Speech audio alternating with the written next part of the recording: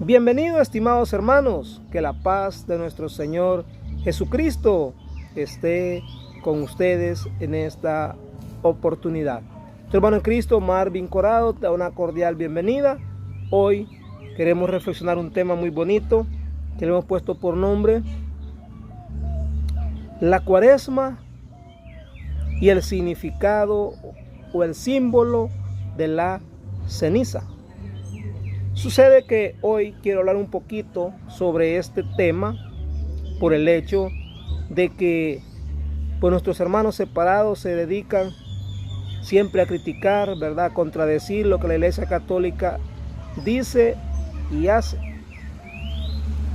Ellos dicen de dónde se saca la palabra Cuaresma. Y ahora, a través del profeta Jonás, queremos responder que Dios mismo le dice al profeta Jonás que fuera a pregonar que durante 40 días o entre 40 días, si no se convertía el pueblo de Nínive, lo iba a desaparecer. Imagínense la gran capacidad de Dios como todopoderoso, como el omnipotente, ¿verdad? El omnisciente, el que ha creado todo lo que vemos, lo que oímos, lo que apreciamos. Y por eso en el capítulo 3 del libro del profeta Jonás nos va a anunciar este gran mensaje. Atención, porque nos va a hablar, primero dijimos de los 40 días y luego el rey de Nínive también se humilla y se va a sentar entre ceniza, además de hacer ayuno y otro sacrificio para que Dios no les condenara a la muerte. En el nombre del Padre, y del Hijo, y del Espíritu Santo. Amén. Capítulo 3 de Jonás.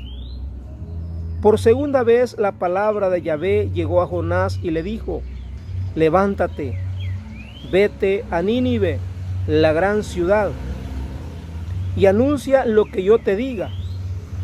Se levantó Jonás y fue a Nínive, como se lo había ordenado Yahvé. Nínive era una ciudad muy grande. Se necesitaba 3 días para atravesarla. Jonás entró en la ciudad e hizo un día de camino, pregonando: dentro de 40 días Nínive será destruida. Los ninivitas creyeron en la advertencia de Dios y ordenaron un ayuno, y se vistieron de saco desde el mayor al menor. La noticia llegó hasta el rey de Nínive, que se levantó de su trono, se quitó el manto, se vistió de saco y se sentó sobre ceniza. Luego hizo publicar esta orden en Nínive: hombres y bestias no comerán ni beberán nada, que se vistan de saco y clamen a Dios insistentemente, que cada uno se corrija de su mala conducta y de sus malas obras. ¿Quién sabe si Dios se arrepentirá y cesará su enojo, de manera que no nos haga morir? Al ver Dios lo que hacían y cómo se habían arrepentido de su mala conducta, se arrepintió Él también y no los castigó como los había amenazado. Palabra de Dios. Te alabamos, Señor. Aquí hemos leído prácticamente 10 versículos, estimados hermanos, donde podemos nosotros corroborar lo que acabo de mencionar. Le pregunto una vez más si usted no creía o no entendía. ¿Existe la palabra 40 días en la Biblia? Aquí lo respondí ahora a través de este capítulo 3 de Jonás. Cabe recalcar, estimados hermanos, que Jonás no quería ir a esa misión. Lo que hemos leído en la Sagrada Escritura, vamos a dar cuenta que desde el capítulo 1 Jonás había sido llamado y enviado a Nínive para que le fuera a anunciar ese mensaje. Pero ¿qué hizo Jonás? Jonás no quiso ir. Jonás se escondía. Jonás se embarcó en un barco huyendo de Dios. Y aquí nos podemos dar cuenta nosotros que nadie puede huir de nuestro Señor. Cuando Él nos llama y nos envía a una misión, estimados hermanos, perdón, todavía tengo secuelas todavía de la quiebra de hueso. No podemos huir ni escondernos del Señor, porque es algo que no podemos obviar. Todos hemos sido llamados a una misión. ¿Cuándo lo dijimos? ¿O cuándo? ¿Desde cuándo? Desde nuestro bautismo. Nosotros. Pero Jonás en aquel tiempo no. Jonás en esos días había sido llamado y enviado a esa misión. Sin embargo, él no quiso. Se embarcó, como todos ya lo sabemos, huyendo. Y siempre dentro del barco no podían ellos sentirse bien, porque la misión de Dios le llamaba, la misión de Dios urgía, y él mismo pidió mejor que lo tiraran al agua, de alguna forma, según él, siempre huyendo, ¿verdad? Huyendo de la realidad, huyendo de la misión, sin darse cuenta que Dios lo recoge, lo atrapa dentro del agua a través de la ballena. Eso ya lo vemos en el capítulo 2. Y él pensó que estando en el vientre de la ballena o del gran pez, creyó que hoy sí estaba escondido de los ojos de Dios. Y no fue así, ¿verdad? La ballena fue a arrojarlo a otro lugar donde Dios lo vuelve a llamar. Allá no se pudo jalar, allá no se pudo esconder, allá no pudo decir yo no quiero misión, yo no quiero nada con Dios.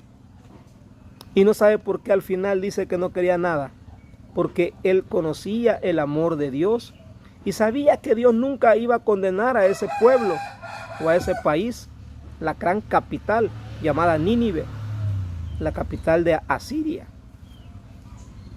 Y tuvo que obedecer la voz de Dios y se va. ¿Cuánto tiempo dice que tenía que pasar para atravesar esa ciudad? ¿Qué puso atención ahí? Dice que necesitaba por lo menos, dice aquí, mire, era una ciudad muy grande. Se necesitaba 3 días para atravesarla. 3 días, hermano. Una ciudad, la capital, cree que no era grandísimo. Sin embargo, dice que él lo hizo nada más un día. Siempre de renegón, siempre de, podemos decir aquí, la pereza, el pecado de la pereza, la haraganería. Pero fue suficiente para que su anuncio llegara a los líderes del pueblo, incluso al rey. 40 días, lo dice el versículo, lo voy a leer para que ustedes también lo tengan claro y digan que no es mentira lo que predicamos en la Iglesia Católica. Jonás entró en la ciudad e hizo un día de camino pregonando: dentro de 40 días Nínive será destruida. Los ninivitas creyeron, hermanos, fueron gente de fe, gente obediente, creyeron en la advertencia de Dios y no en la advertencia del hombre. Los ninivitas le creyeron a Jonás que era el mensaje traído de parte de Dios y no era un mensaje propio de él. Y dice que el mensaje también llegó al rey. Verso 6. Llegó hasta el rey de Nínive, que se levantó de su trono, se quitó el manto, se vistió de saco y se sentó sobre la ceniza. Verso número 6, estimados hermanos. Este hombre, o como no quisiéramos tener, mejor dicho, líderes en nuestro gobierno como este rey, presidentes que sean obedientes, que no sean contrarios ni a Dios ni a la iglesia. Pero ¿qué vemos ahora? que el espíritu del mal, de división, de odio, de rencor, en contra de la verdad, en contra de los que predican la verdad, ha estropeado sus mentes, ha estropeado sus conocimientos y ahora odian al pueblo de Dios. Por predicar la verdad, los respetos ajenos del pueblo en favor de la vida humana, hoy todo parece ser contrario. Si un predicador como nosotros hablamos abiertamente, si aquí en mi comunidad hubiera radio, periódicos y mi forma de predicar llegara a los gobiernos, hermano, lo primero que mandarán a decir es: vayan a callar a ese hombre, a esa persona. Mandémosla a callar, ya sea con un anuncio, con una cartita, ¿verdad? O con algunos escarmientos. Estimados hermanos, la voz de Dios no la podemos nosotros ocultar ni callar. Que haremos predicadores que predicamos suave, que predicamos tranquilo, que predicamos despacio, que predicamos lento, no tocando la llaga del pecado, del error. Mire cuál fue el mensaje concreto de Jonás. Si no se convierten, si no se arrepienten, morirán dentro de 40 días. Y la gente dice que se arrepintió. Creyeron en la advertencia de Dios y ordenaron un ayuno. La advertencia. Dios nos manda advertencia, estimados hermanos. Y nosotros a veces no la escuchamos. Eso fue lo que le llevó a hacer ayuno. Hoy en esta cuaresma, el tiempo de estos 40 días que estamos, no nos estamos vistiendo de saco, de sayal.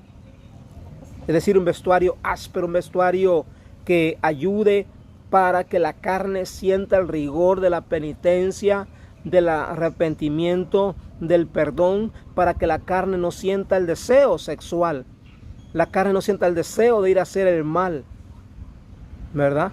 Hermano, nosotros vivimos una vida muy feliz, una vida muy agradable, una vida muy light, y por eso la carne nos apetece, nos pide, nos exige, es todo apetito. Y no somos capaces de controlar esos apetitos pecaminosos de la sensualidad, del desenfreno. Imagínense.